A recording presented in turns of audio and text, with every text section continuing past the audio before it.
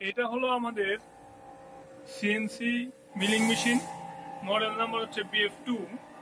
এইখানে দেখেন যে কাজটা হইতেছে, এখানের কাজটা হচ্ছে যেই জবগুলো হচ্ছে আমাদের বোরিং করতে হয় বা জবের ভিতরে বিভিন্ন বোরিং এর উপরে আরো বোরিং করতে হয়, আর হচ্ছে বিভিন্ন টুলস দিয়ে ভিতরের বিভিন্ন প্রোফাইল কাটা হয়, যেগুলো চাকে বাঁধতে হয়, এগুলো হচ্ছে চাকে বেঁধে আমরা কাজ করতে পারি।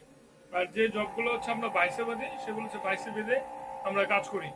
এখানে দেখেন টুলস আছে একটা, এটা হচ্ছে অ্যানমিলিং টুলস। এই টুলটা 4 ফ্লুইডের একটা অ্যানমিলিং টুলস। আর এখানে দেখেন বিভিন্ন ধরনের টুলস আছে আমাদের। এটা হচ্ছে টুল জিরো করার জন্য এটা ব্যবহার করা হয়। এখানে দেখেন এটা হচ্ছে সিঙ্গেল পয়েন্ট কাটিং টুল। এই যে দেখেন এটা সিঙ্গেল পয়েন্ট কাটিং টুল এটা। আর এইটাও দেখেন একটা অ্যানমিল, এইটাও হচ্ছে ফেস মিল কাটার। ফেস মিল উপরে যে ফেস মিল কাটে 50 মিলিমিটার ফেস মিল, এটাও অ্যানমিল। এটাও অ্যানমিল বিভিন্ন ডায়ামিটারের। এটা হচ্ছে টুলস। এখানে এখানে বিভিন্ন কলেট আছে, বিভিন্ন সাইজের বিভিন্ন কলেট। এই কলেট দিয়ে হচ্ছে কাজ করা হয়। আর হচ্ছে কাজ করার জন্য এই যে দেখেন চাকে বেঁধে যে কাজটা করা হয়েছে, এইটা কিন্তু একদম 100% জিরো করার জন্য এটা আমরা ইউজ করি হচ্ছে ডায়াল ইন্ডিকেটর ইউজ করি। ডায়াল ইন্ডিকেটর ইউজ করে এখানে কিন্তু জিরো করে তারপরে এখানে হোল করা হয়েছে, সেজন্য এটা চাকে বাঁধা হয়েছে। কিন্তু বাইসে বাঁধলে, যদি বাইসে আমি এটা বাঁধতাম, তাহলে কিন্তু এটা ঘুরে যাওয়ার সম্ভাবনা থাকতো। সেজন্য বিভিন্ন জবের আকৃতি অনুযায়ী হচ্ছে জবকে বাঁধার জন্য বিভিন্ন ভাবে ইউজ করা হয়। যেমন হচ্ছে টেবিলের মধ্যে ক্লাম্পিং করে জব বাঁধা হয়, আবার হচ্ছে চাকের মধ্যে বাঁধা হয়, আবার হচ্ছে বাইসের মধ্যে বেঁধে কাজ করা যায়।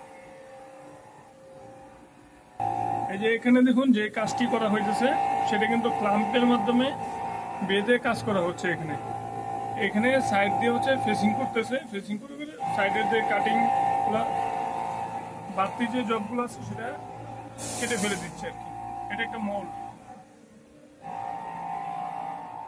নতুন একটা জিনিসের সাথে আমি পরিচয় করে দেব। এইটা দেখেন, এটা হচ্ছে টুল অফসেটের জন্য ব্যবহার করা হয়।